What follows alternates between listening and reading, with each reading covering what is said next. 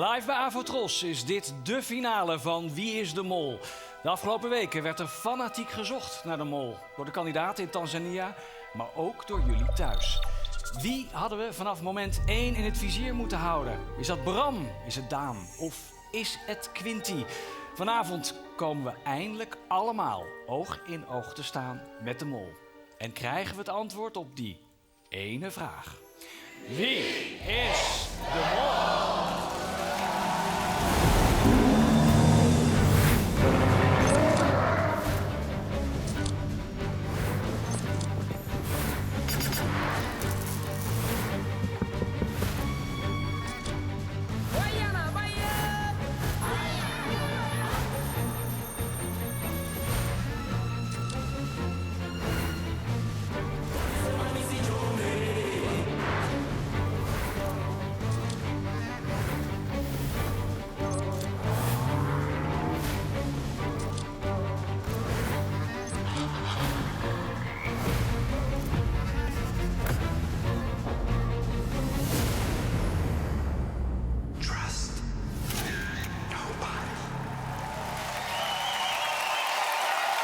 Goedenavond allemaal, hier in de studio en natuurlijk ook iedereen thuis.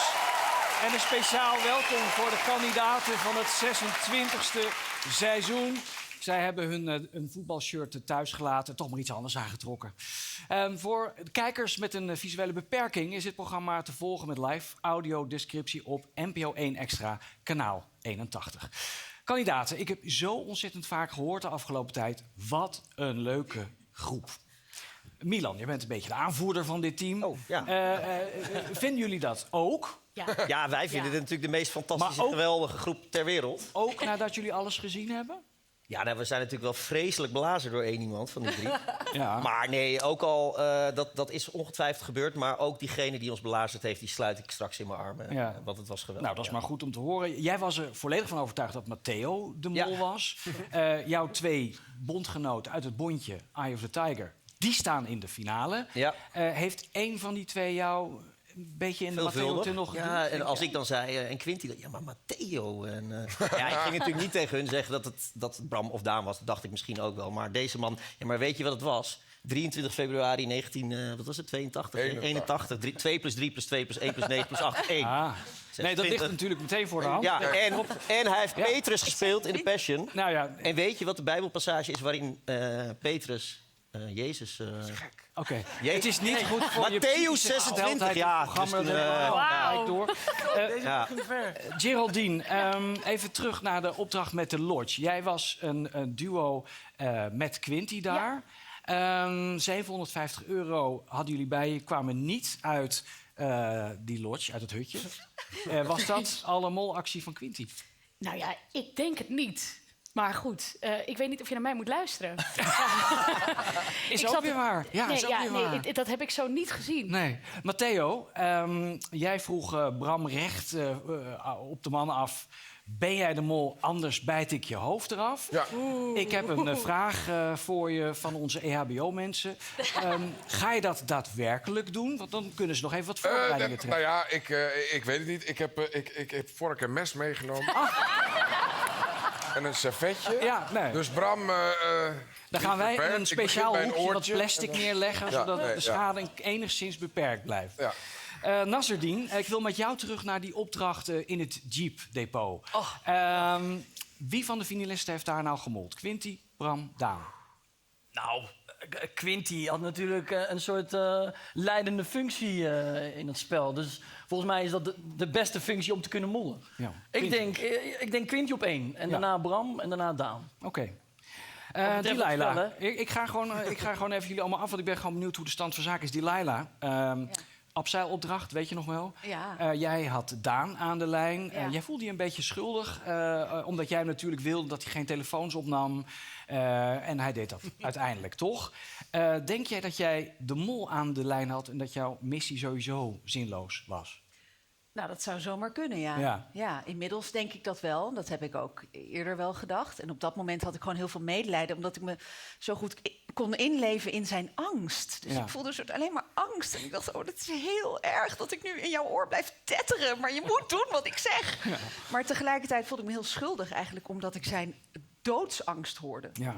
En dat lijkt me niet gespeeld. Nou, we gaan het zien. Maar we gaan het Ja. Nienke, bij het diner met de Maasai... had jij gelijk door dat Bram een opdracht aan het Ja, ik uitvoeren wel, was. ja.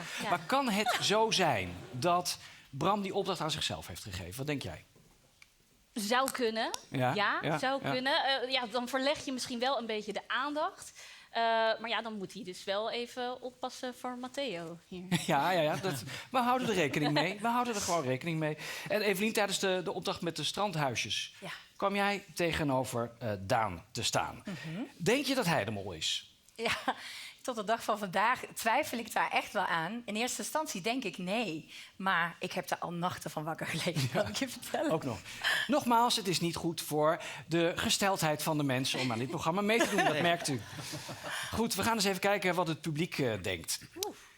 Nederland. De spelers in de app denken dat 15% ervan dat Quinty de mol is. 39% denkt dat Daan de mol is. En 46% denkt dat Bram de mol is. Wauw. Het is tijd om de finalisten erbij te halen. Geef ze een groot applaus. Hier zijn Bram, Daan en Quinty.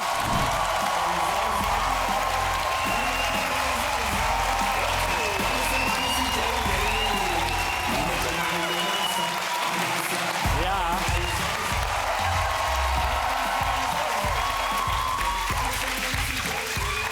Fantastisch. Jongens, finalisten, wat zien jullie er prachtig uit. Wat goed om jullie weer te zien.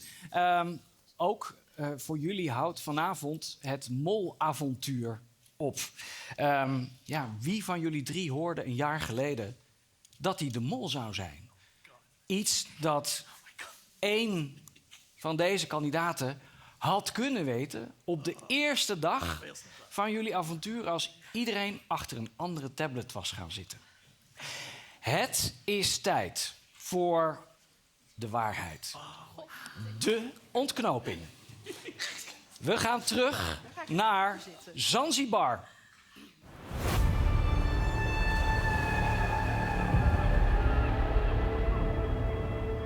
Voor mij staan een finalist, een winnaar en een mol. Maar wie van jullie hoorde een paar weken voor vertrek dat hij kandidaat zou zijn en wie de mol? Het moment van de waarheid.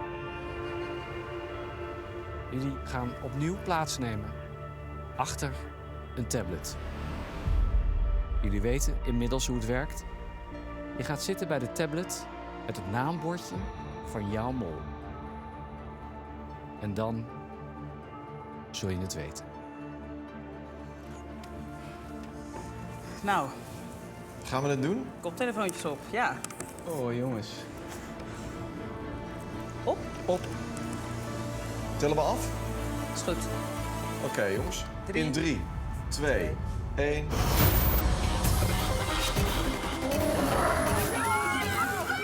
Ja, Bram, er zitten er dan.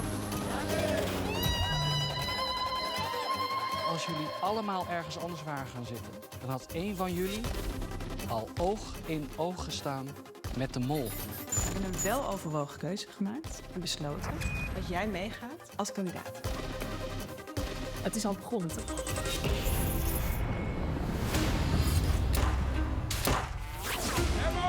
Jij loopt hier echt te lanten van.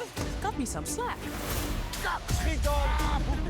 Winty heeft 3 kwartier daar gestaan. Ja. Die geeft mij 4 balletjes. En die heeft nu een Vervolgens lege weer. zitten er 20 in de zak. 2 en een 6. Welk van de volgende vissen is het snelst? Daan zegt C, de tonijn. Het is A, de zeilvis. De derde kurk gaat eruit, de vierde, de vijfde. Ik denk wel dat ze beneden een rommeltje van hebben gemaakt.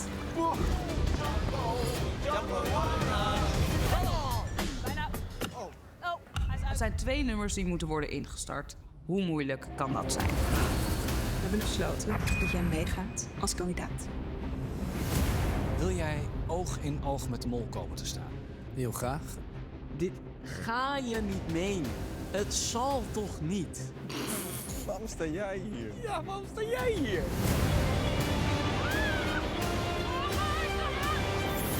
I want you to memorize it, okay? Ik heb een ingegraven limoen. En ook, dit is ook begraven. Iemand heeft gewoon bewust achter deze bar dingen zitten verstoppen. Welke cocktail zou je graag... Mag ik de Tanga Wiki Twist? Nee. Dawa Jan kiezen. Nee. Ja, je hebt gedrukt, man. Ja, wat is dit? Matthäus komt. Jij bent kandidaat. Oké. De Mol heeft 1 van jullie, het is niet waar, een aanbod gedaan. Alsjeblieft. Dankjewel. Fijne avond, jongen. Dankjewel. Wat was het? Wat was het? Als jij blijkt toch de opdracht van jezelf te hebben gegeven, bijt je hoofd eraf. Ik vind het toch vreemd dat hij 1 joker weggeeft. 3, 2, 1. Daan, jij springt veel te vroeg, jongen. dag. Ja. Springt hij door. Wacht! Ja, de Mol kan natuurlijk ook misschien nog foto's verwijderen. Jij bent kandidaat. Oké.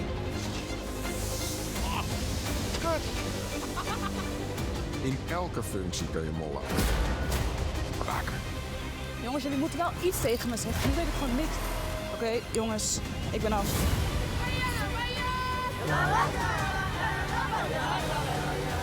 Als je op play drukt, kost het 500 euro uit de pot.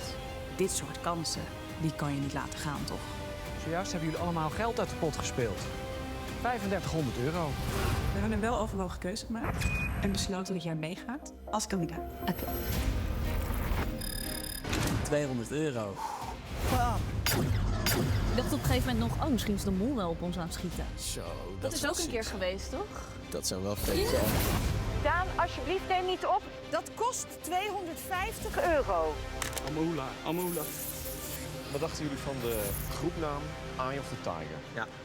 Ja, dat vind ik wel vet. We hebben besloten dat jij meegaat als kandidaat. Oké. Het clowneske duo van de groep wilde natuurlijk even de celebration doen. Maar ja, hey. Ja, dat was weer een balletje weg. Hij had iets voor mij. Een oog. Jij bent kandidaat. Top.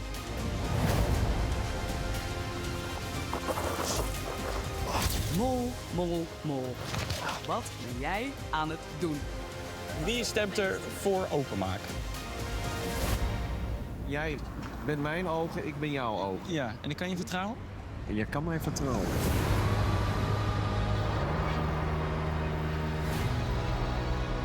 Ik hoop gewoon zo erg dat Bram het is. Maar ik begin wel gek te worden. Ik denk gewoon nog steeds dat Daan de Mol is. Ik heb alles zo specifiek op Daan ingevuld, dat als het nu dan toch Bram blijkt te zijn, ja, dan breekt mijn klomp. Daan is mijn mol. Ik heb er wel een beetje buikpijn van. Ik heb nog steeds het gevoel dat ik misschien wel helemaal verkeerd zit. Is Daan wel gewoon een oprechte kandidaat en ben ik er dan ingestopt? Ah, kap hoor. Ik zie dat jullie allemaal keurig zijn gaan zitten bij een naambordje. Dat had niet gehoeven. Maar ik denk dat de mol er wel heel erg blij mee zal zijn.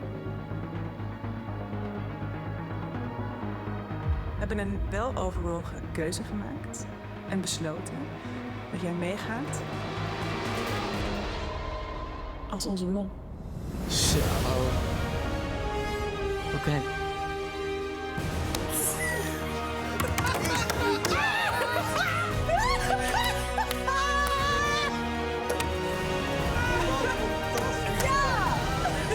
Oh, ik was er al zo bang voor. Ja! Oh. Ik ben de mol. Daan is de mol van 2026. Daan, jongen. Fantastisch gedaan. Fantastisch gedaan. Ja. Hoe voelt het? Wat een opluchting. Ja. Oh, dit is zo fijn om dit hardop te zeggen. Ja, dat weet ik van je. Ik heb je af en toe echt zo stuk zien zitten. Ja. En nu mag iedereen het weten. Ja. Bram en Quinty, jullie zaten allebei goed. Wie is dan de winnaar van dit seizoen? In de laatste test van 40 vragen had één van jullie 35 vragen goed. De ander 38 vragen. De winnaar van Wie is de Mol 2026 is Bram.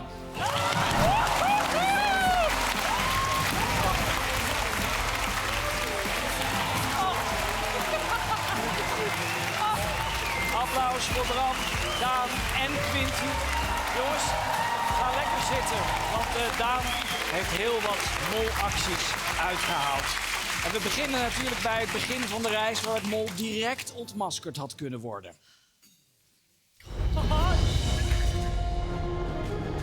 Stap je uit zo'n vliegtuigje alsof je in een film zit.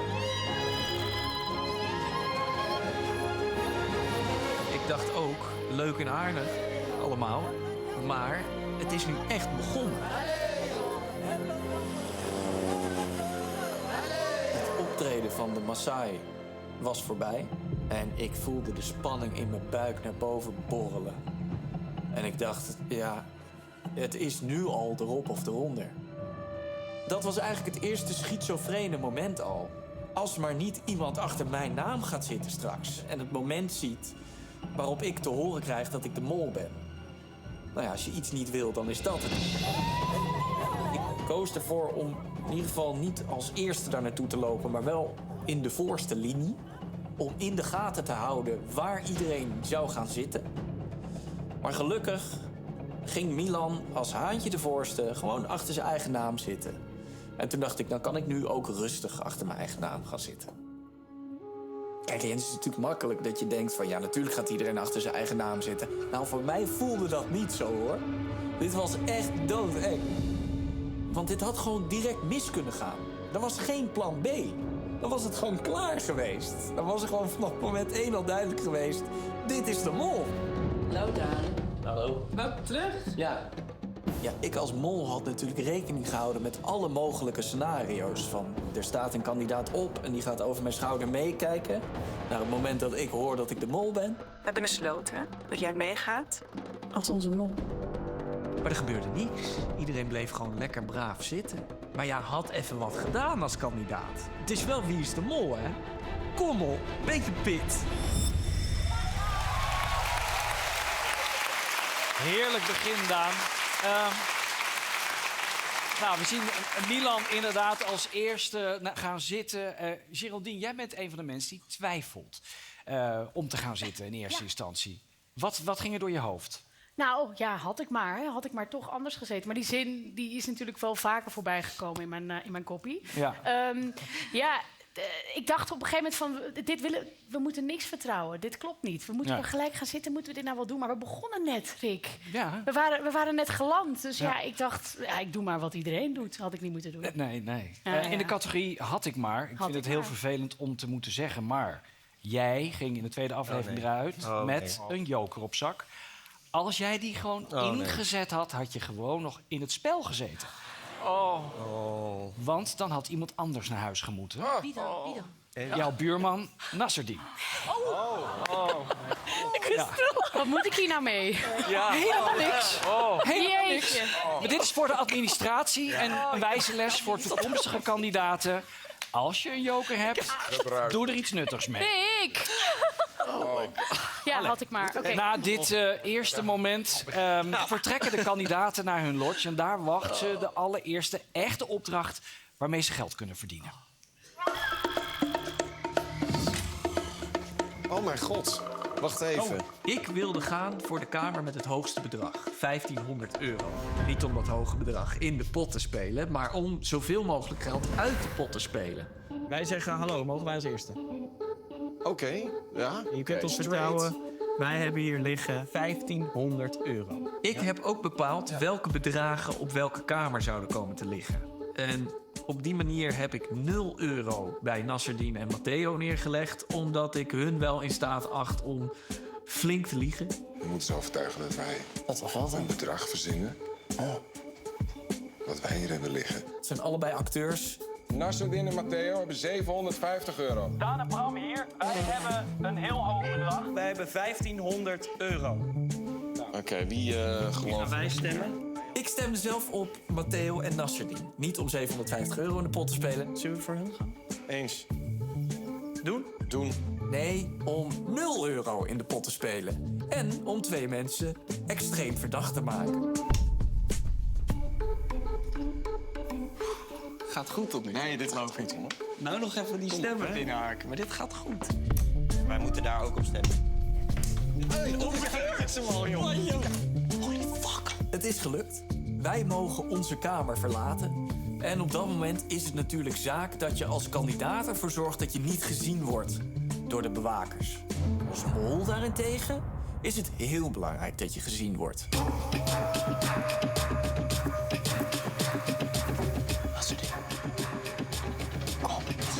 Wat we kunnen doen, is dat ik daarheen ga als afleiding, dat jij langs deze kant en langs gaat. Ik heb Nasserdien voorgesteld dat ik hem zou helpen. Volgens mij is het daar.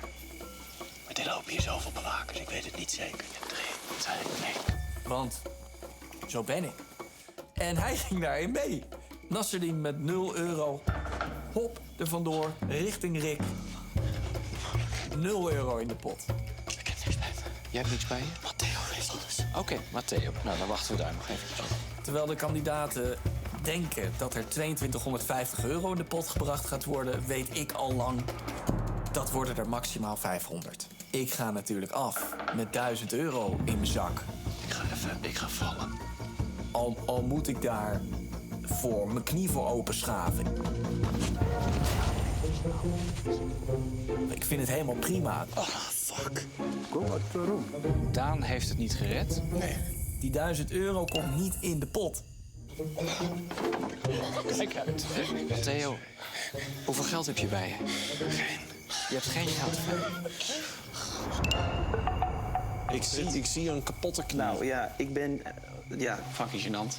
Ik ben gewoon getypt. Dat is toch helemaal... Oh. Ja, hoe vertel je dat overtuigend? Maar dat ging me eigenlijk best wel goed af. Dat is echt dom. Maar ik voel me hier oprecht zo verrot over. Ja. Ik ben helemaal gesloopt. Ja. En ik had ook wel het idee dat Bram mij gelijk geloofde. Ik kom aan bij Rick met 500 knaken. Nasserdin komt als tweede aan. Helemaal Dankzij bezweet. mij. Dankzij jou dan? Ja. Zonder geld. Hè? Maar zegt... Matteo heeft alles. Wat? Ja. Ja, dat Bram dan dat verhaal uit de doeken doet van hoe dat is gegaan bij Rick in die lodge. Dat vroeg van mij wel enige acteerskills. Want ja, ik wist dat natuurlijk al lang. Een minuut voor tijd komt hij binnen. Oké. Zonder geld.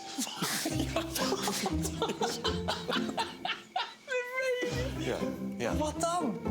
Het is geen geld, ze hadden niks. Ze hadden nul. Ja, ze hebben gewoon gebeurd. List en bedrog.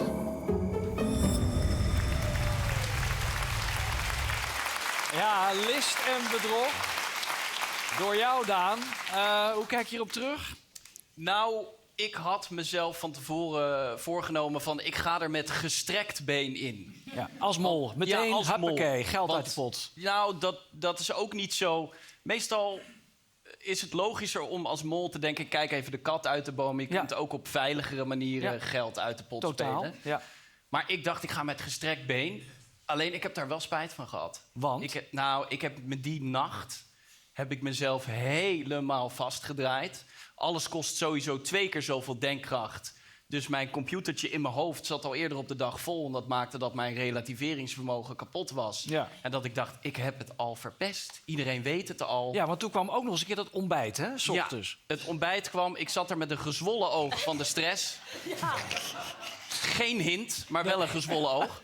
En ik zat daar met me... Ja, ik had mijn mollenklauwtje overspeeld met mijn bek vol tanden. Ja. En ik had Iedereen eigenlijk wees geen naar jou. weerwoord. Van, wat heb je nou gedaan? Ja, wat heb ik nou gedaan en waarom... Nas, jij zei ook van, waarom heb je mij geholpen met 1000 euro op zak? En ik zei gewoon niks. Nee, ik had geen antwoord. En toen?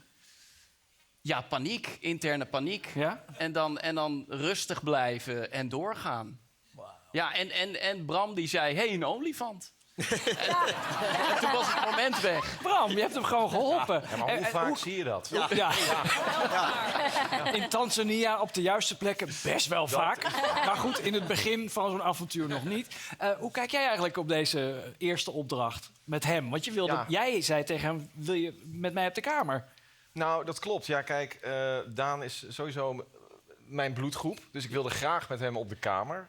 Ik voelde me ook meteen vertrouwd. Dus ik dacht, nou weet je, het is misschien niet handig om meteen een bondje te doen. Maar weet je, fuck it, we doen het gewoon. Ja. All in. Dus nou, een bondje in recordtijd met de mol. Ja. Nou, het kan je ver brengen, blijkt. Ja. Dat wel. Hadden jullie als groep door dat Daan zo gestrest was in de ochtend bij het ontbijt? Was dat... Ja, dat oog. Het oog. Het oog zei wel wat. Maar ik denk dat iedereen die eerste dag gewoon echt We waren allemaal heel gestrest. gestrest was. Ik denk dat wij echt nog tot in de late uurtjes... Maar wat dan daar? En wat is daar dan gebeurd? En hoe? Dus die stress was bij iedereen ergens wel begrijpelijk of zo. Ja. Het viel niet op. Het viel niet op. Nee, het viel mee. Goed. Nou goed, er kwam een opdracht daarna in een jeepdepot. Daar moeten de kandidaten op zoek naar hun eigen jeep... en daaruit de meest waardevolle envelop meenemen. Behalve de mol. Ik heb hem. T647. Hier? Ja. Oké, ik zeg het. Daan, zonneklep. Ik weet dat een kandidaat mogelijk de beelden ziet van mijn bodycam. Dus buiten beeld wissel ik die envelop om met min 250 euro. En die doneer ik met alle liefde in de pot. Ja, dat is natuurlijk genieten als mol. Wat genieten. Ja, dat is heerlijk. 4 enveloppen, waarvan er 3 met 250 euro en 1 min 250 euro. Min 250? Ja. Yeah, you missed something, girl. Yes, Quinty girl. Jij ook. Want die min 250 euro envelop, die kwam van mij. Op beeld ziet het er natuurlijk allemaal vlekkeloos uit. Helemaal kandidaterig. Maar ja, ik wist natuurlijk dat er ogen op mij gericht waren. Dus wat zich daarbuiten allemaal heeft afgespeeld, dat weet alleen de moeder.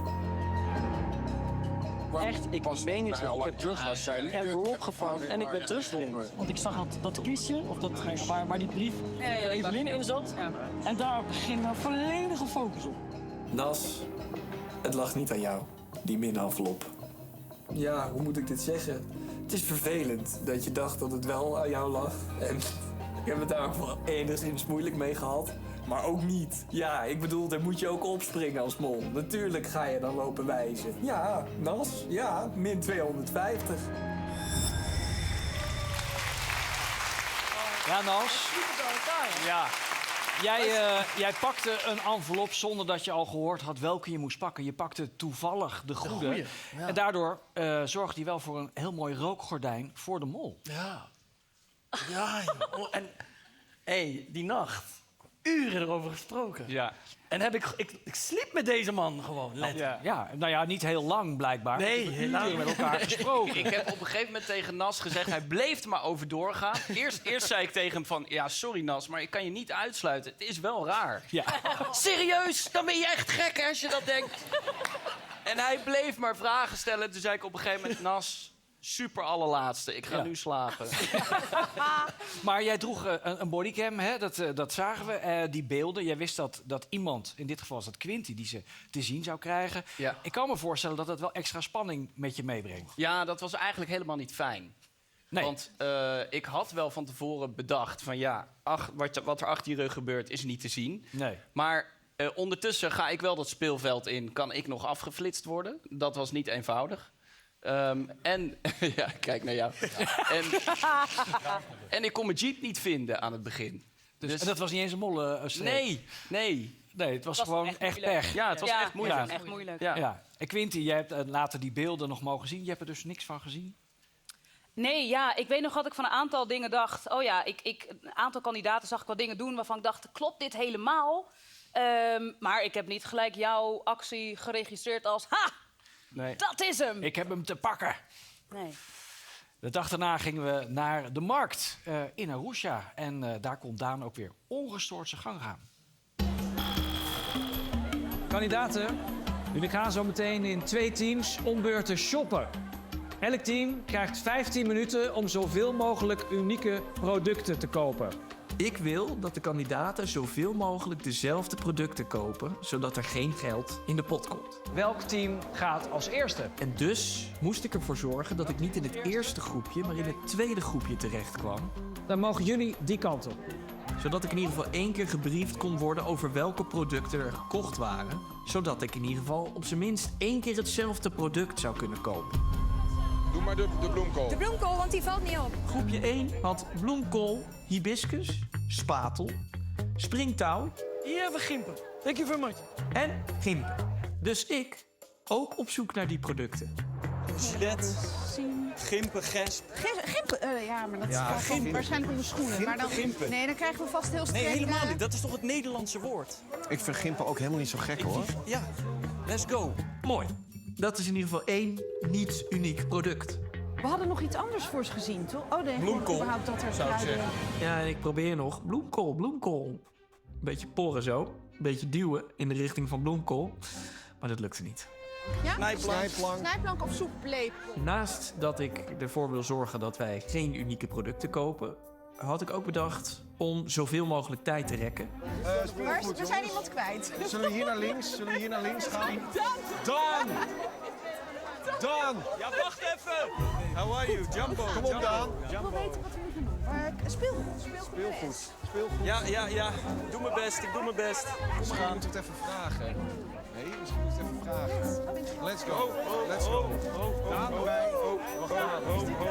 Daan, schiet op. Ik sta hier weer. Oké, go. En op het einde weet ik nog ternauwernood te voorkomen dat wij met 2 unieke speelgoedproducten met de letter S aankomen. Door niet de stok te pakken. Yes, hello. Can we buy that? Ja, we hebben hem. In ronde 2 is mijn groepje als eerste aan de beurt. Dus de tactiek van dezelfde producten kunnen kopen gaat nu helaas niet op. Fruit met een L, wat doen we dan? Ja, ik weet het niet, man. We lopen al 10 keer weer limoen voorbij. Limoen. Als de tijd bijna om is, geef ik Milan een hint naar limoen. Hallo, telt de lemon niet. Lemon? Wat? Limoen! Holy crap! Maar die limoen kunnen we toch niet meer op tijd kopen. Yes, can we buy this one? Net niet binnen de tijd. Holy crap, hoeveel limoenen zijn wij langsgelopen? Sorry. Zullen we hem nu wel nog kopen? Hé, wat jammer. Niet op tijd. Nou, maar ik ben nu in ieder geval wel een fanatieke kandidaat. Toch, Milan? Ja, die Laila, Bram, Milan. Het gebeurde gewoon achter je rug. Ja. Wat denk je als je dit ziet? Ik had het gewoon niet in de gaten. Nee, ik verdacht daar wel een beetje, maar niet heel erg. Nee. Nee, En je zit midden in een opdracht. Ja. Want jullie zijn allemaal aan het denken Ja, we zijn over producten. geen 10, we zijn honderden limoenen voorbij gelopen. Ja. Echt ongelooflijk. Maar goed gedaan, Daan. Wel. Daan, je hebt hier ook dankbaar gebruik gemaakt van je bondgenoot Bram, hè? Ja, zeker. Ja, want ik moest natuurlijk die producten subtiel erin werken. Maar het is, dit is toch gewoon wel... Ja, het werkt toch op een fijne manier. Ja, dezelfde bloedgroep heb ik net gehoord. Ja. Dus dat gaat zo blijkbaar vanzelf. Ja. Ja, ik vind het vrij pijnlijk. Ja. Kijk, op dit moment, Daan stond ook totaal niet op mijn verdachtenlijstje. Die was gewoon safe. Ja. En hij kwam met al die goede ideeën. Ik denk, wat top. Lekker geld een beetje in de pot, helemaal top. Lekker bezig, Daan. Ja. Het is altijd confronterend om dit soort beelden terug te zien. Ja, de volgende ochtend moest de Mol wederom in vorm zijn, want er stond een voetbalwedstrijd op de planning.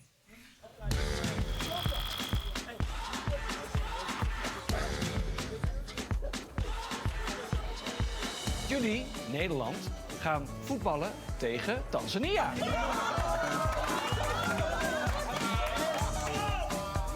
Ja, soms gaat het wel eens bijna mis met een hint.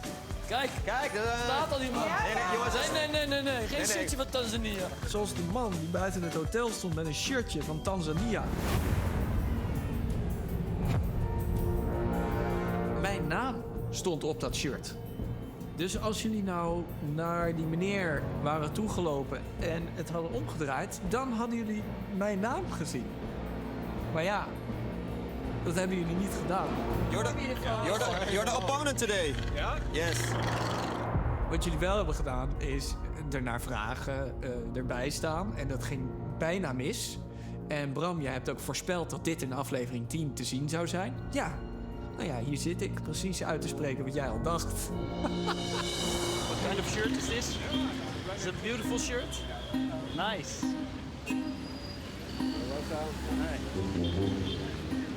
Het is toch heel raar dat die hier dan nu ineens staat? Of ben ik nou gek? Niets gezien? Ik zag Ik mocht er niet aan zitten. Ik mocht er niet aan zitten. Hij tikte mijn hand zo weg. Wij moesten doelpunten scoren. En met elk doelpunt zouden wij nou geld verdienen. Dus mijn doel was om zo min mogelijk doelpunten te scoren. Ja, ik probeer het even.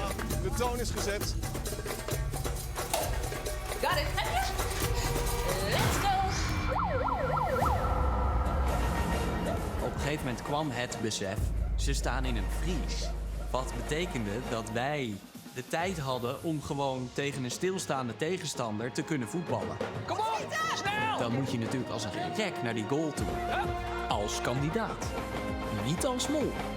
De nas! Start vrij!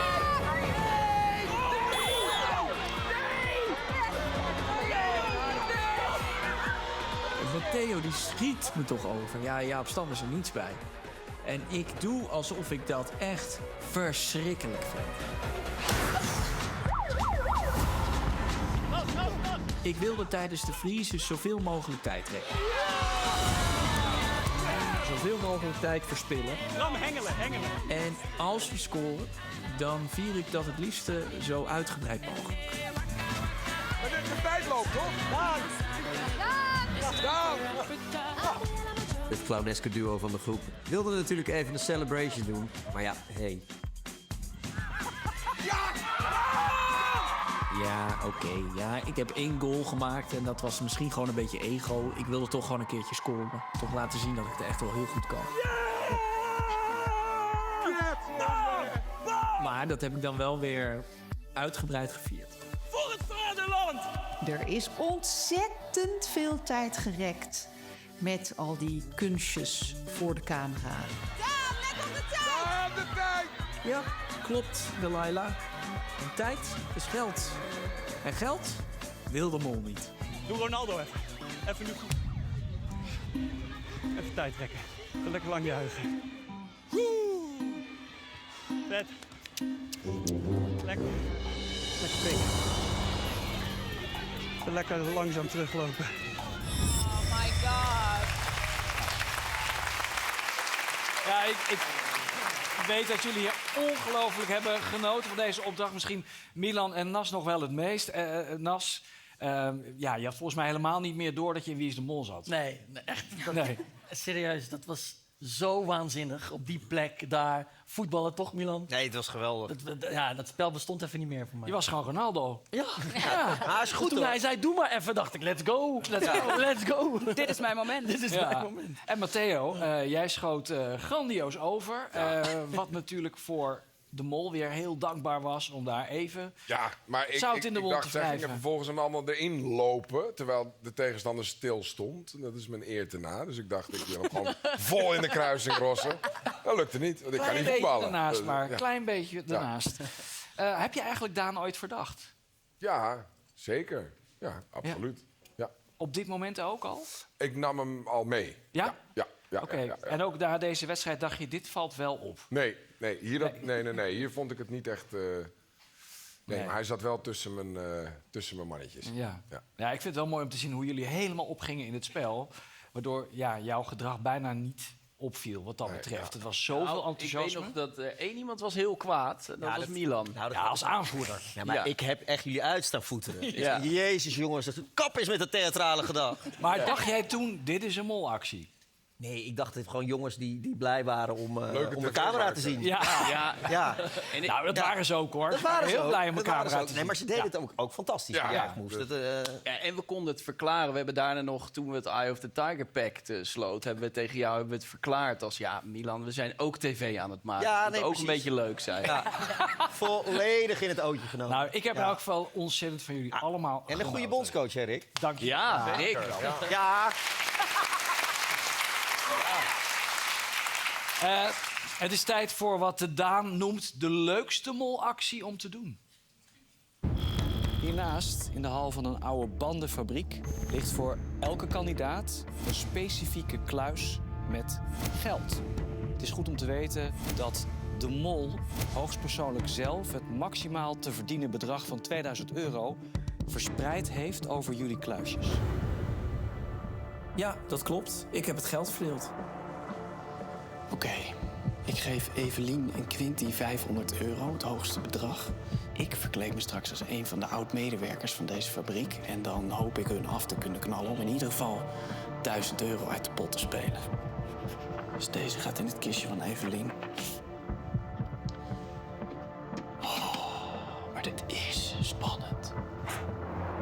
Oké, dan geef ik mezelf €200 om een beetje een gemiddeld bedrag te hebben. Ik wil natuurlijk niet te veel geld in de pot spelen, maar ik kan zo wel de fanatieke kandidaat zijn die er €200 inspeelt. Om het er vervolgens weer uit te knallen. Ben ik toch een fijne, lieve jongen. Jongens, tankstation. Tank? Tankstation. Tankstation. Lijkt me goed. Ja, Daan. Naar nummer 5 en je kan €200 verdienen. Ik wilde natuurlijk zo snel mogelijk het veld in... om vervolgens zo snel mogelijk om te kleden tot bad guy. Om de kandidaten af te knallen.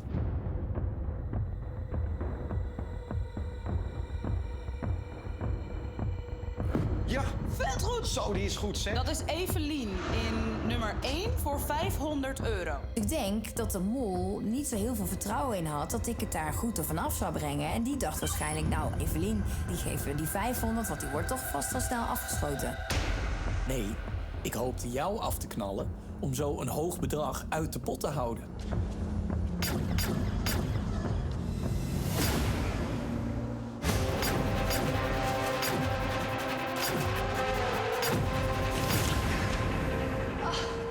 Pats, €500 uit de pot.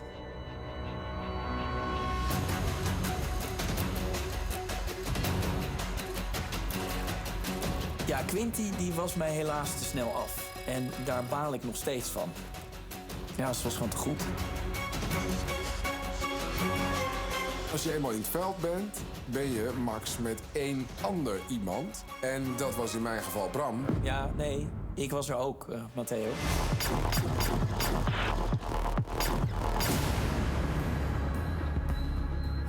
Bram afgeknald. Pop, pop, €200 uit de pot. Sorry, Bram. Bondje, Eye of the Tiger, pats.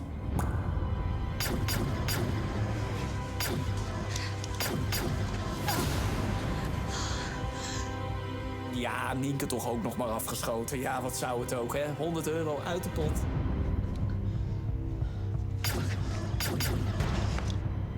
Ja, nou ja, Delilah. Ik schoot eerst 1 keer en toen zag ik haar naar kluis 4 rennen. En toen dacht ik, nou, min €250 in de pot. Ga lekker je gang bijten.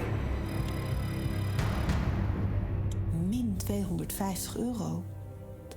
Oh. Ja, dit was zo vet. De eerste keer in Wie is de Mol dat de kandidaten tegen de mol aan het lasergamen waren... die was getransformeerd tot bad guy, zonder dat ze het wisten. Ja, vet. Ja, en toen was er na deze opdracht in de bus dat ene moment van Nienke... Ja. Die ineens het licht zag en zei... misschien zat de mol wel bij de... Zou het. En dat was gewoon zo. Hoe kwam je daarbij? Ja, ik weet niet eens. Ja, omdat die lassers waren echt onherkenbaar. En natuurlijk oog in oog. ja, dat kwam er gewoon zo uit. Maar ik heb eigenlijk niks meer met die theorie verder gedaan. Nee. Maar ja, dat had ik natuurlijk wel moeten doen. Nou ja, Jij Daan hebt speelde er zoveel gewoon meteen op in briljante van... dingen. I know. zo, Doe dat er zou gewoon vet zijn. Ja. Hoe was het eigenlijk voor jou? Want ik bedoel, de kandidaten gingen dus om beurten dat veld in. Ja. Jij hebt daar de hele tijd gestaan als bad guy. Ja. Hoe was het voor jou om dan terug te komen bij die groep? Nou, het valt me op dat ik er in het filmpje best wel gaaf over vertel. Ja. Zo voelde ik me niet. Nee? Nee, het is echt paniek. Ja? Want je staat... Het moment dat ik Bram afschoot bijvoorbeeld... Ja, ik sta daar wel en er zit een masker tussen. Maar je denkt toch van... Hij ziet het. Hij ziet mijn fysiek. Het ging ook best wel veel in de groep over mijn fysiek. Het kromme mannetje. En ik dacht, ze gaan mijn fysiek herkennen. Ja, dat snap ik. En het allerengste vond ik dat nadat ik dit gedaan had... ik met mijn bezweten lijf, met een afdruk van het lasmasker... van jou te horen kreeg met de groep hoeveel er niet was verdiend. Ja. En dat ging zo erg, en dat ging zelfs zo ver... dat op een gegeven moment de crew achter de camera's ook zag van... er zit een flinke afdruk in zijn voorhoofd. Even het licht anders stellen. Ja. Maar dat heeft dus niemand van jullie gezien. Ja, wie lang realiseert het zich nu? Nee, maar Bram, hoe was het voor jou om dit nou terug te zien? Ja, wederom pijnlijk. Ja.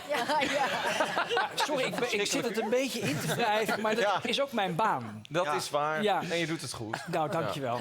Jij ook, want je met een hele sportieve winnaar, mag ik wel zeggen.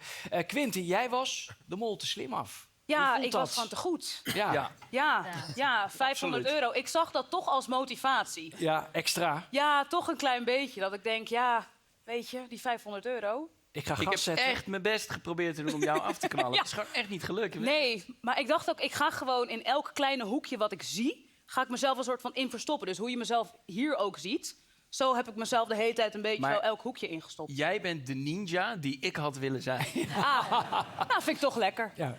Kun je gewoon weer meenemen naar huis vanavond? Eén zakje. De volgende ochtend hoopt de mol maar één ding. Dat het hem lukt om in het groepje te komen dat gaat upseilen. Ik zoek 4 vrijwilligers die voor €4.000 van deze silo willen upseilen. Ik kijk al mijn hele leven naar Wie is de Mol en dit wil je doen. Jullie mogen die kant op. Nee, dit wil je doen om zoveel mogelijk telefoontjes op te pakken... om zoveel mogelijk geld uit de pot te houden. Vreselijk. Daan, hier is Delilah. Daan, hoor je me? Je moet me er echt doorheen praten, Delilah, want dit is echt... Dit gaat helemaal goed komen. En je moet me vertrouwen. Ik deed alsof ik vreselijk bang was. Alles om Delilah voor mij te winnen. Ik ben niet de mol. Ik zie een telefoon. Wat moet ik doen? Luister, niet opnemen. De telefoon opnemen kost €250 sowieso. Niet ontdekt worden versus geld uit de pot.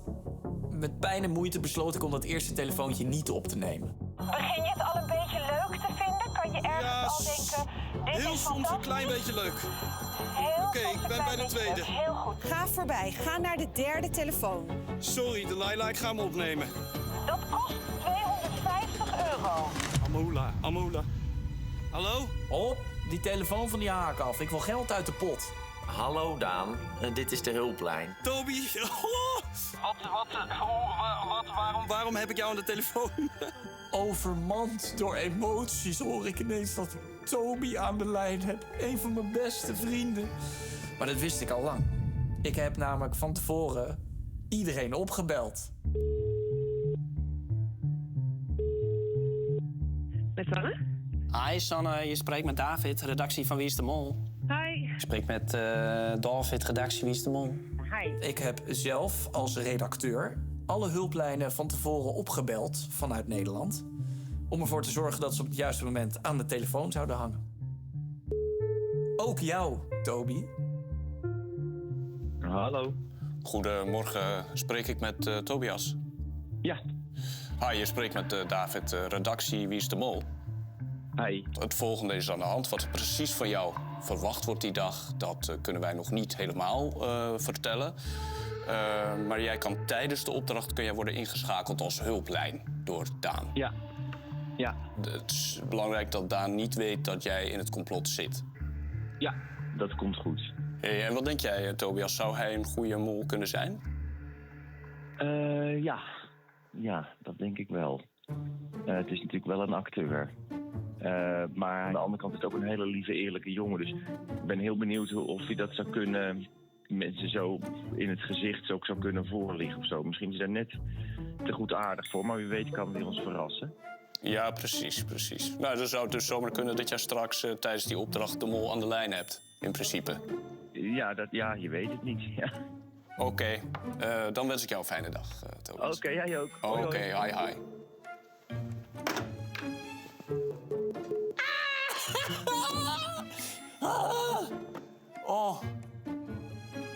Oh, wat was dit heftig. Ik vond dit één keer... maar dit is gewoon boter en suiker, joh. Dit is fijn voor mijn vertrouwen, dit. Ja, Toby, een lieve, eerlijke jongen is hij daar toch. Hè? En wat kan hij goed spelen? Dat kwam je goed uit, deze opdracht. Hoe was het? Nou, ik had eigenlijk van tevoren bedacht om in deze aflevering niet te veel mijn excuses aan te bieden. Maar ik voel wel dat het nu misschien het moment is dat het misschien toch Pak even je nodig momentje. is. Toby, sorry. Dank je wel. En Delilah, ik heb zo erg lopen grienen en lopen huilen. Maar jij, even voor de goede orde, dit speelde jij, hè? Heb je dat allemaal zitten spelen? Nou, huilen? Nou, dat wil ik toch wel een beetje nuanceren. Oké, ja, ik heb de heftigheid van hoe heftig het is om de mol te zijn... Ja. heb ik ingezet aan die silo. Want ja, zo eng vond ik het niet. Nee. Maar ja, ik vond het wel echt emotioneel om jou aan de telefoon te hebben op dat moment. En dat heb ik gewoon gebruikt om in huilen uit te barsten. Gewoon van alles wat ik had opgebouwd. Wauw. Maar ja, ik vond dat wel een moeilijk moment. Want wij zagen elkaar daarna. En toen kwam alles er wel uit. Ja. Ja. En jij hebt me er zo lief doorheen geholpen. Ja. Nou, Delilah, je hoeft je niet meer schuldig Dat te heb voelen. ik, ja. Je hoeft je niet meer schuldig te voelen. Ja, op het terrein van een koffiefabriek leren de kandidaten elkaar beter kennen. Maar wie de mol is, blijft een raadsel. De opdracht in de koffiefabriek. Wat een heerlijke opdracht was dat om te mollen. Kut. Wat doe jij? Ik heb labels van koffiezakken afgetrokken. Ik zorg ervoor dat de aandacht van de kandidaten op anderen wordt gericht. Heeft ooit maar waarom ben je die dan gaan vullen? Dat weet ik omdat ik hier alleen stond. Ik spreek bij de taalcomputer in. Poep. Ik doe ook alsof ik een zak vul, maar haal hem ondertussen leeg. En ik probeer de aandacht van de kandidaten te verleggen van geld verdienen naar het zoeken van jokers. Die er niet zijn. Yes. Joker. Can I have a joker? Where's the joker? Het fijne is, ik kan Bram hier heerlijk bij betrekken. Wordt daar ergens iets met joker geroepen? En ik hoor het woord joker. En ineens ben ik totaal niet meer bezig met koffie. Je moet joker roepen en dan... Joker? Sukkels. Ja, dit was een waanzinnig schouwspel om naar te kijken. Ik kon lekker achteroverleunen en kijken hoe alle kandidaten aan het zoeken waren naar jokers die niet bestonden. Oh, wat lekker. Dat is allemaal zoeken naar jokers. Ach, wat heerlijk.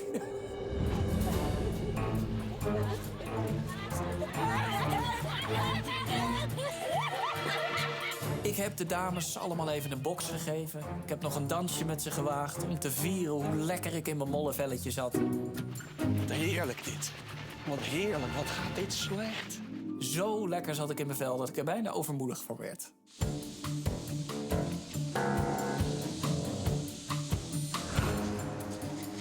Hé, waarom zit deze... Nee. Ja, maar net zag ik jou ook al met die... Nee, iemand heeft hier een ander briefje in gedaan. Ja, ik zweer het je. Die ene die eruit moest, dat is deze. Dit is een andere. Bram, je zat er met je neus bovenop. Alleen toen zag je het nog niet. Ik vind ze zoetjes wel genoeg. Hier is zoveel misgegaan. Dat klopt, Inke. De zoektocht naar jokers heeft heel veel tijd opgeslokt. En dat klopt ook, Rick. Ik heb €1000 voor de pot. Viel me eerlijk gezegd nog wel tegen hoeveel ik uit de pot had gespeeld bij deze opdracht. Maar toch de helft van wat we hadden kunnen verdienen is opgegaan in rook. Evelien, ik heb begrepen dat jij dat leuke, geinige dansje van Daan, dat jij dat gewoon gezien hebt. En dat jij aan hem hebt gevraagd waarom hij stond te dansen. Klopt dat? Oh, dat kan best. Ja, Ja. dat heb jij gevraagd. Ja? Ja, jij vroeg waarom stond je daar zo raar te dansen. En toen antwoordde ik, ook in lichte paniek... misschien krijg ik dan wel een joker. Oh ja, dat is waar! Oh, nu weet ik het weer. Ja. Oh. Maar hij danste zo vaak. Ja, dat dus is ja, waar. ik Dus vond het het alleen maar heel gezellig. Het was heel gezellig. Vanavond gaan we ook Sowieso. weer een dansje Ja, maken. echt hoor. Oh, wat echt. Voor jou was dit echt een hele fijne opdracht. Ja, volgens dit mij. is misschien wel de opdracht waar ik het meest ontspannen in mijn vel zat. Het begin, de kop is eraf. En wat ik hier leuk vond, was dat van tevoren zit je altijd een beetje te praktiseren. Waar liggen de mogelijkheden, wat zou ik kunnen doen. Maar dat van die joker, dat ontstond spontaan. Omdat ik oprecht iets van joker dacht te horen. Ja, we hoorden die vrouw iets iets van roepen, ja. Joka. En ik weet nog steeds niet wat dat betekent in het Misschien is het een naam, ik weet het ook niet. Ik heb ja, het niet dat zou opgezocht. kunnen. Of ga eens weg hier.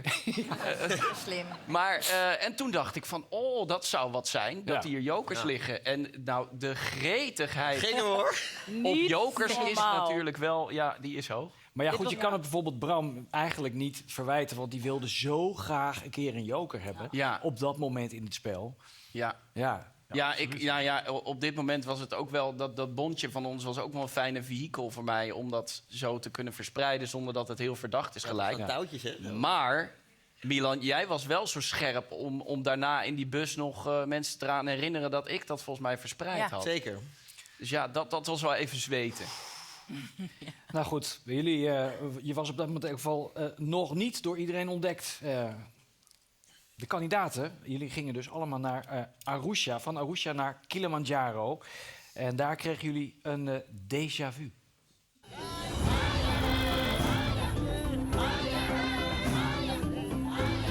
Het gaat gebeuren. De kandidaten krijgen een déjà vu.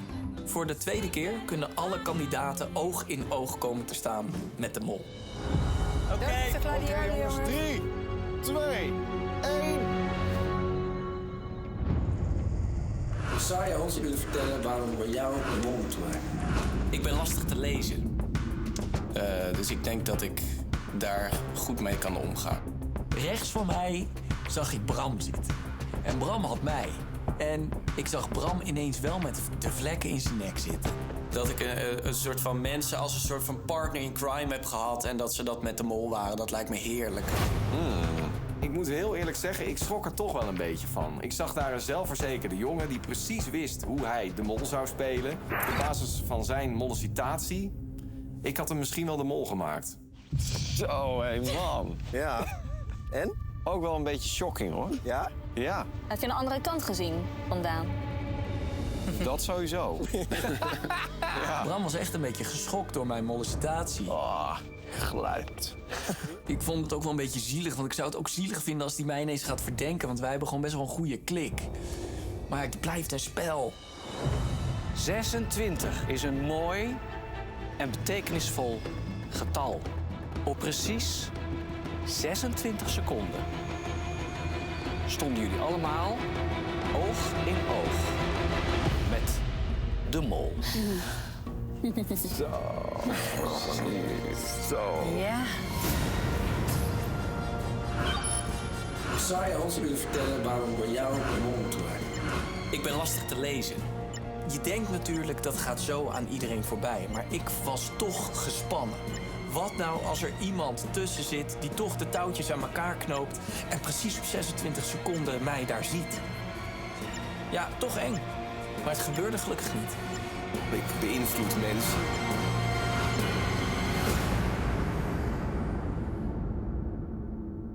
Tja, en Rick had het nog zo gezegd.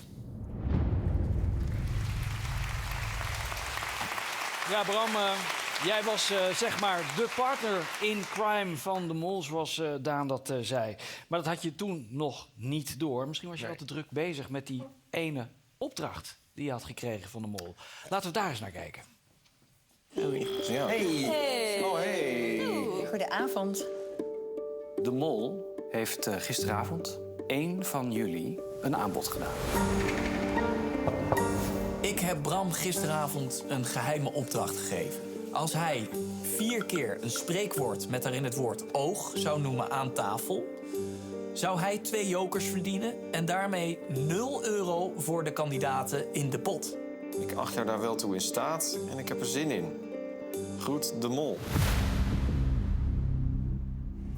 Ik moest als mol hoogstpersoonlijk deze brief onder de deur doorschuiven van de kamer van Bram.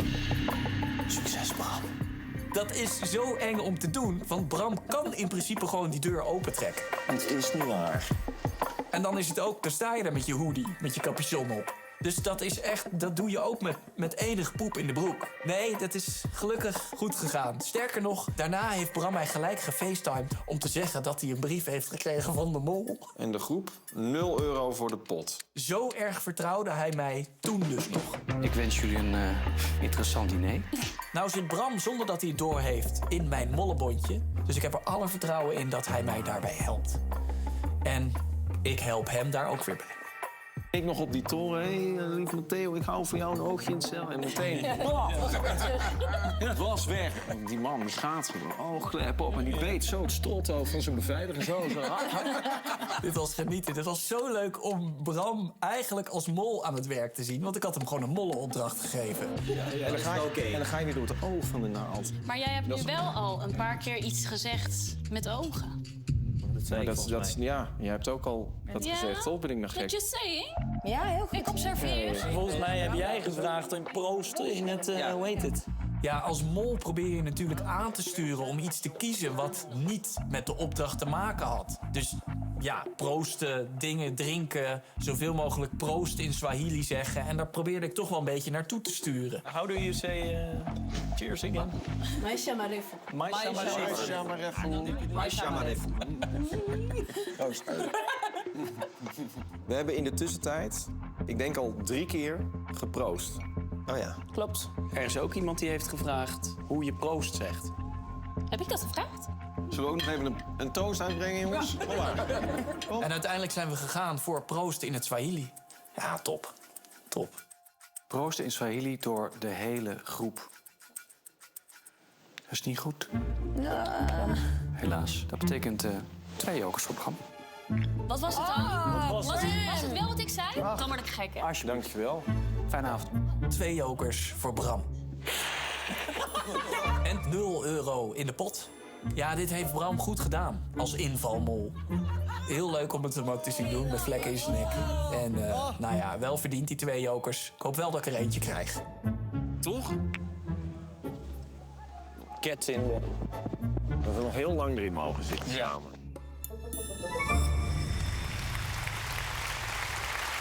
Ja, Bram. Nou ja, dat is gelukt. Maar leg eens uit, hè. Iemand die zo graag een joker wil hebben, al die aflevering lang, dan heb je er 2 en dan geef je gelijk eentje weg. Hoezo? Ja. Nou, kijk, sowieso hielp Daan mij. Dat merkte ik wel. Maar ik dacht echt, dat is gewoon vanwege de Eye of the Tiger Pact. Dat ik hier eventjes word geholpen, weet je wel. Dus ik dacht van, nou, dat verdient wel een joker. Ja, daarnaast wil ik hem er ook gewoon bij houden. Ja. Dus ik dacht, nou, ik geef hem gewoon. En stel het lekt, ja, dan is het misschien ook nog wel verdacht. Het is alleen maar winst. En hoe was het dan voor jou om die joker dan te krijgen? Ja, dubbel. Want dat is heel erg leuk als mol, grappig. Maar het is ook misbruik maken. Bram is zo lief, oprecht en ook goed gelovig. Dat het, dat op een gegeven moment gaat dat toch ook een beetje wringen. Ja, je had toch een beetje gewetensvroeging. Ja. Op een gegeven moment wringt dat toch. Maar ja, hier, het is toch ook leuk om een joker te krijgen waar je niks aan hebt. Ja, maar wat denk je dan over die opgebouwde vriendschap dan met Bram? Ja, dat wordt wel steeds ingewikkelder. En dat heb ik ook wel echt onderschat van tevoren. Want ze vragen je bijvoorbeeld in zo'n mollicitatie van... ja, wat nou als je een vriendschap opbouwt? En dan zeg je in die mollicitatie... zeg je, joh, maakt me niet uit. Daar klap ik gewoon overheen. In zo'n spel is dat echt anders. Ja. Wordt dat toch zwaar. En dan sta je erbij en dan moet je toch door. Want dat is jouw rol. Ja. Jullie hebben veel meegemaakt met z'n allen. Zo ook bij de Maasai, waar jullie de oeroude gebruiken en activiteiten leerden kennen.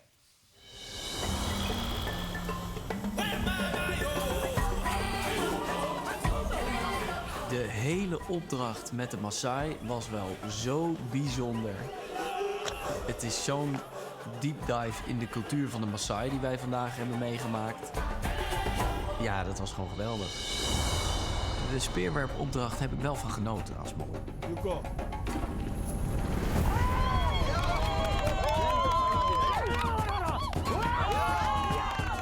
Ik heb de eerste heb ik echt heel hard naast gegooid.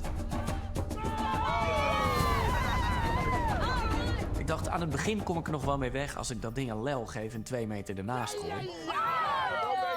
Ik dacht alleen, als ik nu vervolgens alles mis blijf gooien, dan heb ik in de volgende opdrachten geen vertrouwen meer. Dus ik heb een kleine investering gedaan. Dus ik heb hem 1 keer raak gegooid. 2, 3, go! Take it! Ja! En nu denken jullie waarschijnlijk dat ik maanden van tevoren al heb geoefend met speerwerpen. Nou, die keer raak, dat was ook gewoon een beetje geluk. Oké, we moeten overal moeten we een nieuw laagje brengen. Dus allemaal aan het werk, jongens. Bij de opdracht stond, maak het hele muurtje af. Dus ik dacht, als ik nou introduceer dat we beide kanten af moeten maken, dat is niet te doen. Maar Daan, laten we daar staan, want iedereen moet het doen. Ja, oké, maar als we hem hier zetten, dan kunnen we toch aan de andere kant ook. Dus toen gingen ze vrolijk met mij meehelpen. En elke keer dat ik aan de andere kant was en ik veilig en alleen was, smeet ik de cement op de grond. Kunnen de anderen alvast even zeggen?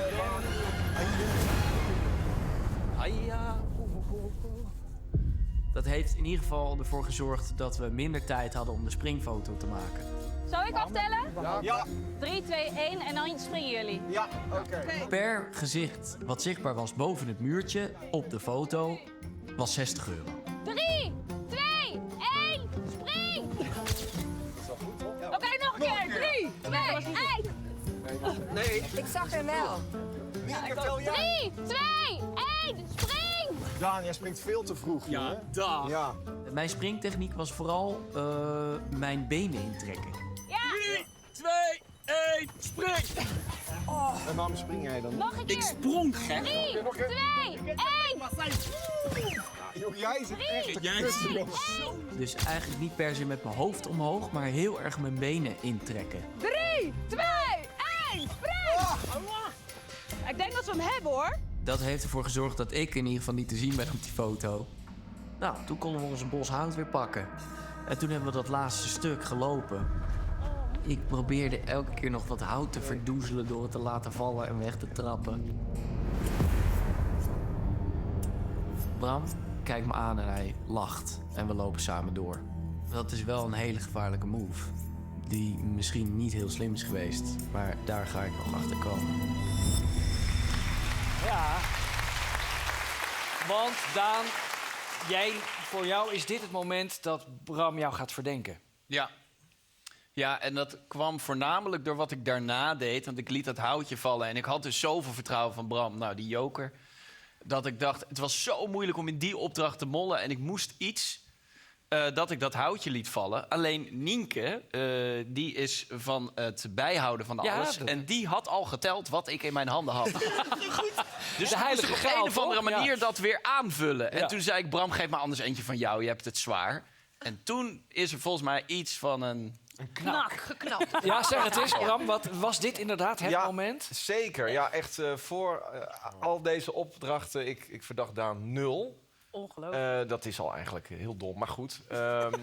Nee, en toen bij dat muurtje vond ik het al irritant. Van ja, kijk, we hebben met dat bondje een beetje afgesproken. Soms is het ook goed om een beetje verdacht te doen, niet te veel. Maar dit was gewoon echt irritant.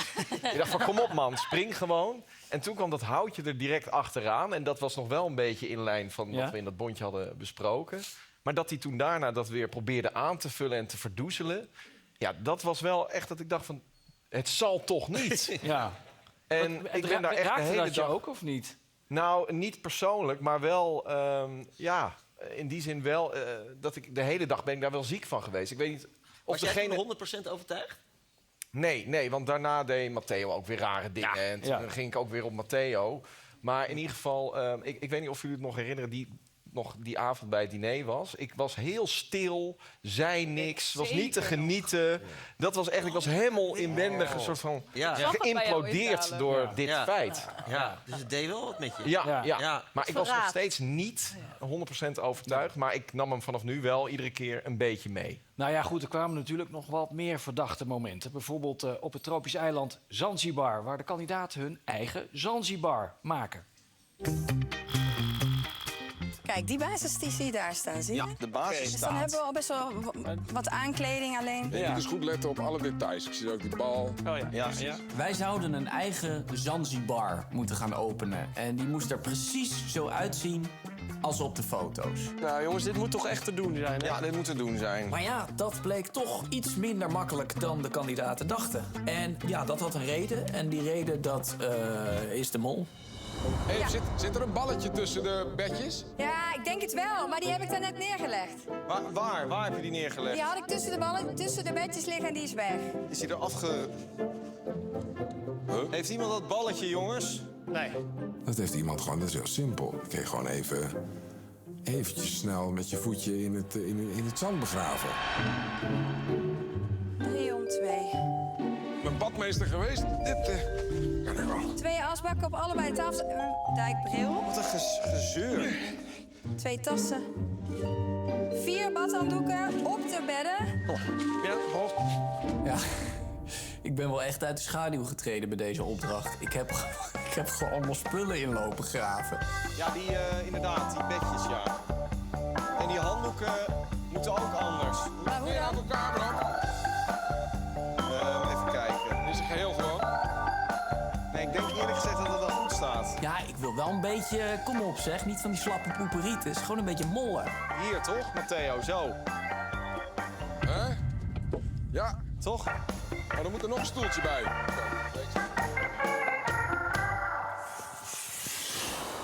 Jongens, ik heb een ingegraven limoen. Juist. Nou, leg maar daarachter. Ja. Hier. Welke smeer heeft hier een... Hier. Niet goed genoeg weggemoffeld. Iets te veel risico genomen. Oh. Wie heeft dit ingegraven? Juist. Wie heeft dit ingegraven? Wie heeft dit ingegraven? Ik niet. Want dit is een bewustie. Ja, Dat kan een niet hele anders. bewustie. Dat kan niet anders. Het is een bewuste ingraving. Misschien was je het zelf aan. Dan zou ik er niet zelf mee komen. Nou ja, of juist wel, hè? Weet Wie als je niet. eerste eruit heeft zijn poepetje gebruikt. Ja, en wie dat dus zegt, die was het echt. Ja. Wat een lef, Daan, dat je dit gewoon doet. En dan word je betrapt, dan krijg je die confrontatie. En dan maar gewoon met een stalen blik daar blijven staan. Ja, dat heeft me wel heel erg verbaasd. Want ik dacht, nou, pak de hele boel maar in. Dit jaar wordt het wat korter, het programma. Dit voelde echt als mijn Waterloo. Ik dacht, laat maar zitten. Maar ik was natuurlijk intern weer in paniek toen die limoen daar tevoorschijn kwam. En toen dacht ik hou gewoon mijn mond en ik kijk wat er gebeurt. En dan ontstaat er toch iets van... ja, het kan iedereen toch wel weer zijn of zo. Daar heb ik me echt over verbaasd. Matteo, had jij niet op dat moment... Nee, hij heeft het naast mijn voet ingegraven, zie ik nu. Ja, dat ongelooflijk. Maar hij deed heel slim, want hij gaf mij steeds de schuld van alles. En dat viel me wel op. Evelien, heb jij nou dat balletje verstopt? En dan dacht ik, ja, verdorie, wat moet ik daar nou mee? Nee, en is het dan, dat vraag je ook nog af, hè, want dan krijg je de verwarring. Is het nou een molactie of is het een kandidaat die zich gedraagt maar dat als kan een beide mol? kanten op, dus dat maakt het wel heel lastig, toch? Het blijft maar door je hoofd spoken. Ja. En Bram, wat dacht jij toen? Definitief, Daan? Ja, kijk, Matteo had het natuurlijk ook nog kunnen zijn. Ik vond dit wel iets meer voor Daan dan voor Matteo. Ik denk als Matteo de mol was, dan had hij zo'n limoen zo van de planeet gegooid. En Daan zag ik wel met die knoesten zo graven. Maar nee, dit heb ik zeker meegenomen, ja, absoluut. En ik was natuurlijk ook benieuwd van, hoe wordt erop gereageerd? Maar daar kon ik niet echt iets uithalen. En we hebben er samen nog over lopen praktiseren. Want jij kreeg het niet bij elkaar. Dus dan zit je op de kamer nog van, die limoenen, dat blijft raar. Dat doe je niet als kandidaat om te mollen. Vond je het niet heel heftig om met Bram op de kamer te zitten de hele tijd dan? Want... Vanaf dit moment zeker. Ja, want je zit de hele dag... Ja, ik was Bram de hele dag aan het gaslighten. Ja. Aan het sturen naar Quinty en naar Matteo. Van, dat is toch raar wat Matteo allemaal doet. En dan zit je daarover te praktiseren. Maar hij kreeg die limoen maar niet op de juiste plek. En terecht. Ja, dat was ook mooi, want Bram ging op een gegeven moment naar de wc. Ik was op hun kamer en Daan zo tegen mij. Ja. Zo gaat het. Zo doe je dat als mol. Ja, oog in de oog staan met de mol. Wie wil dat nou niet?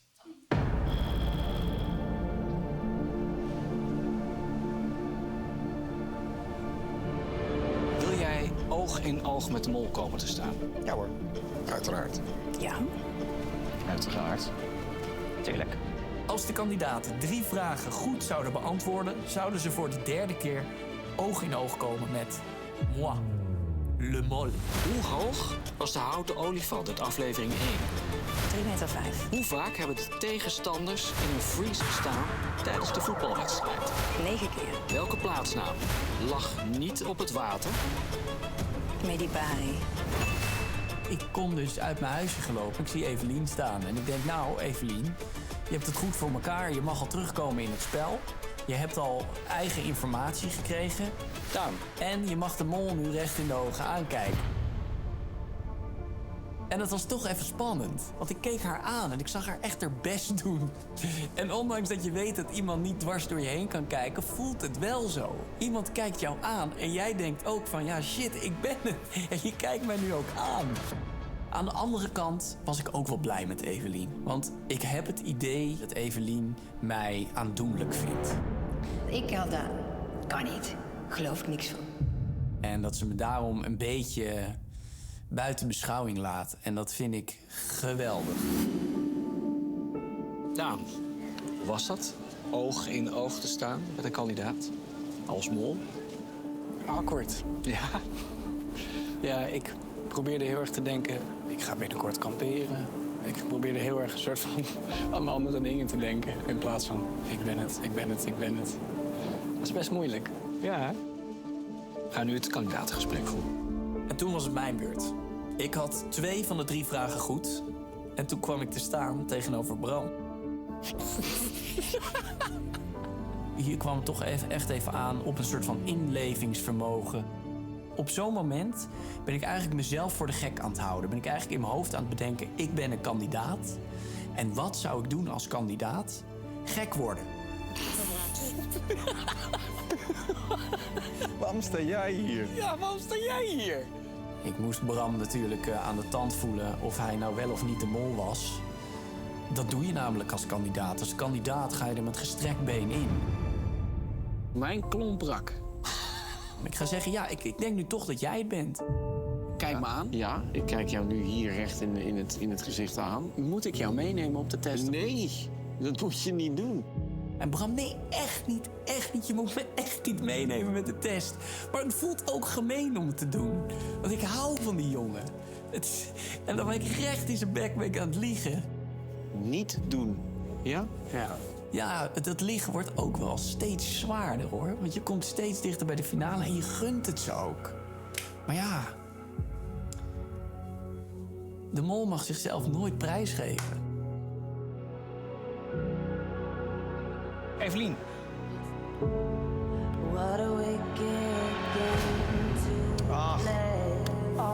Ik was er bang voor.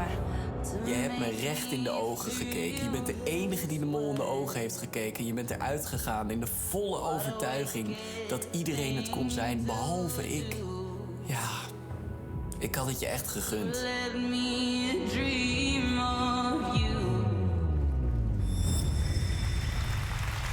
Evelien, leg uit, waarom kon Daan niet de mol zijn? Ik heb Daan een aantal keer op momenten gezien, een beetje onbewaakte momenten, waarin hij heel erg stress ervoer. Ja, en dat hoorden we net. Ja. Dat klopt. En dat zag ik. Ja, en dat zag ik. En toen dacht ik, als je dat zo hebt, dan kan je vast niet de mol zijn.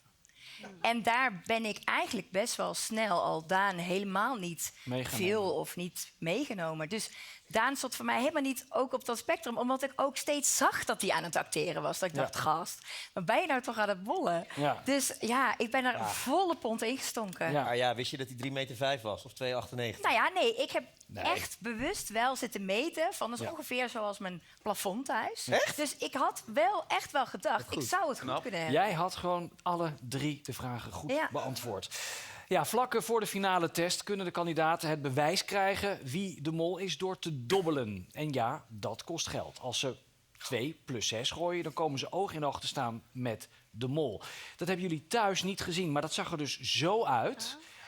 En dit zijn de ogen van Daan. Ja. Het is lastig te zien. Ik geef dat gelijk toe.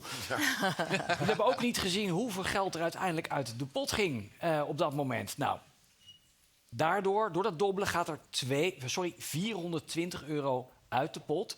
En daarmee komt de eindstand van de pot uit op 13.280 euro voor Bram.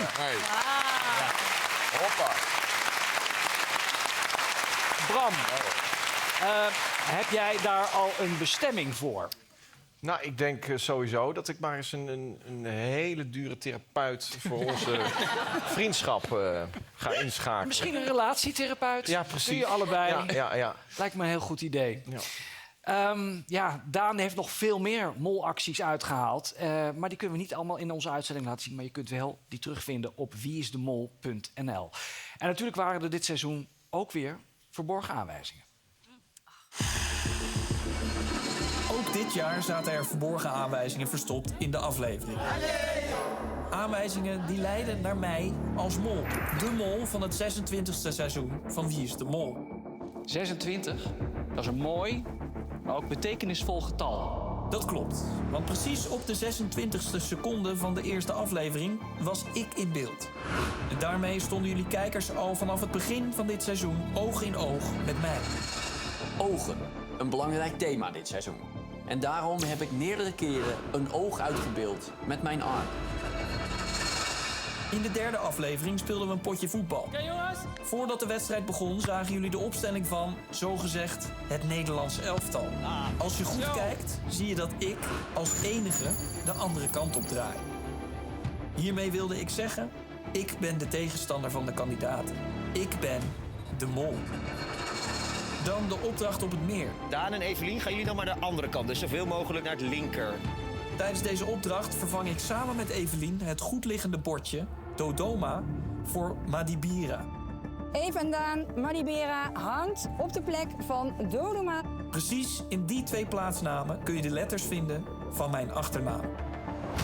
Maar dat was niet de enige keer dat mijn naam verstopt zat.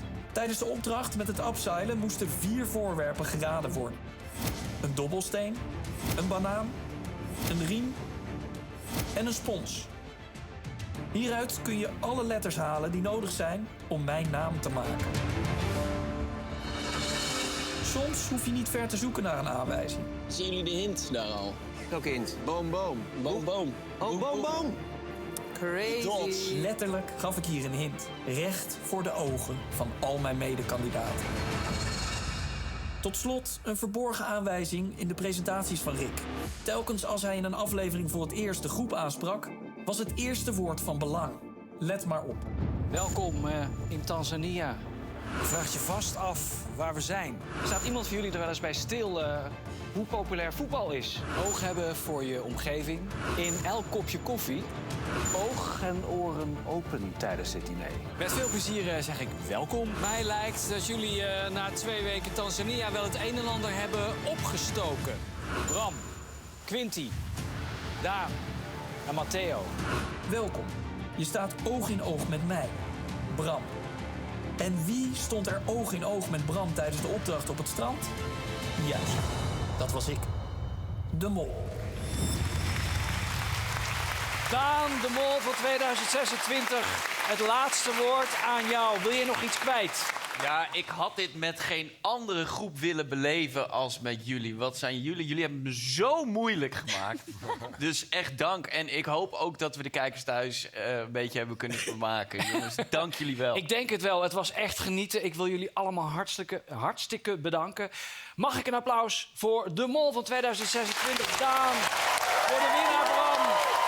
voor de finalist Quinty en natuurlijk voor alle kandidaten. Dit was Wie is de Mol 2026. Het spel is gespeeld, de mol is bekend. Wij gaan weer ondergronds. Tot de volgende keer. Mooie avond.